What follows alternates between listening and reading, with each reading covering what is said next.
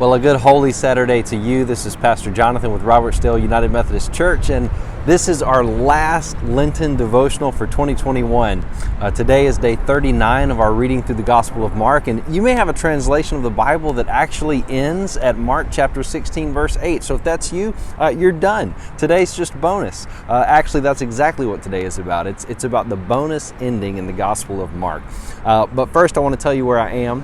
I've affectionately titled this video Windy with Road Noise because that's the reality of where I am here in Honeybee Park. But the reason I'm here is because right behind me, this pavilion is where we are going to gather tomorrow at 6:30 a.m. for our Easter sunrise service. I know I'm a little dark in this video. I apologize, but trust me, you'd rather have me in the shade than in the direct sunlight.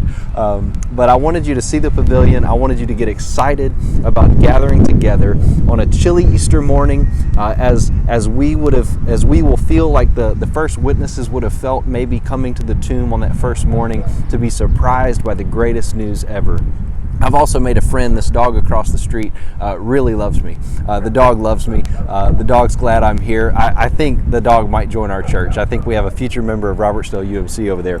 But with no further ado, I want to do our last reading, our 39th reading through the Gospel of Mark. And there's actually two readings. So depending on your translation of the Bible, you may not have one of these. The New American Standard has it.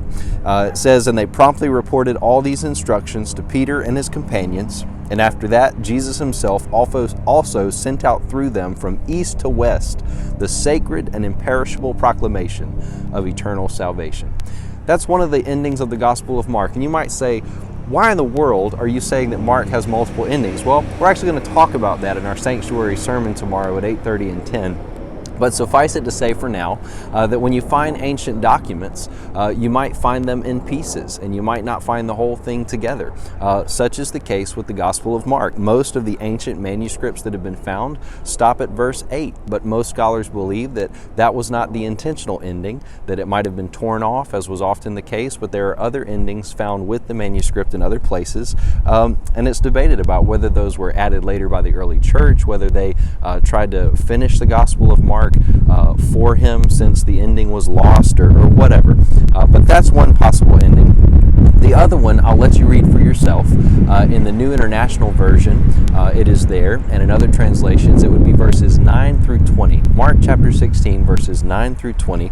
I'll let you read it on your own, but you can see as you begin in verse 9 how it kind of overlaps with Mark chapter 16, verses 1 through 8, but it's also a little different. It doesn't just quite fit.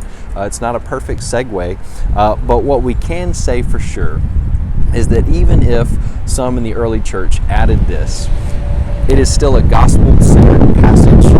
It is a great ending. It lines up with the other gospels, Matthew, Luke, John. But what sticks out to me, and this is what I wanted to offer to you today, is that at the end it says, after the Lord Jesus had spoken to them, he was taken up into heaven, and he sat at the right hand of God. Then the disciples went out and preached everywhere, and the Lord worked with them and confirmed his word by the signs that accompanied it. Those are the words that stick out to me: word and signs, word and signs. God worked with them, and he accompanied the word that they shared about him, the good news that Jesus is risen, that changes everything, with signs that followed. And it says in the passage what those signs will be. But that's a prayer that I have for my life, and that's an invitation and a challenge that this passage gives to me as we close out this gospel, and we basically ask the question, what do we do? What do we do with this good news of Jesus the Messiah, the Son of God? What do we do with the knowledge that he's risen? Well, we show and we tell. We don't just tell, and I'm a preacher, right? I tell about the good news for a living. I use my words for a living, but what convicts me is that there should also be signs. So the prayer of my life is that I won't just spend my life telling people about Jesus, but that the signs of my life, the things that I do, the fruit of my life will also be evidence and will show people about the very good news that I'm trying to tell. Some of us are have an easier time telling. Some of us have an easier time showing. Some of us are more inclined to talk about it. Some of us are more inclined to say, I'm really not comfortable talking. I'd rather just show you with my life. But the invitation is for both. So which one do you struggle with? And maybe you can pray right now as we begin to celebrate Easter over this next season, during the springtime season, as things warm up, as we begin to be more social, as things open up. What opportunities do you have to tell people the good news about what God has done in your life through Jesus, and to show by the way you live the signs that God will even do in and through you? And I love that it says that God worked with them. This isn't just ours to do alone. We don't just go for Jesus, we go with Jesus. He goes with us to confirm the word by the signs of our life.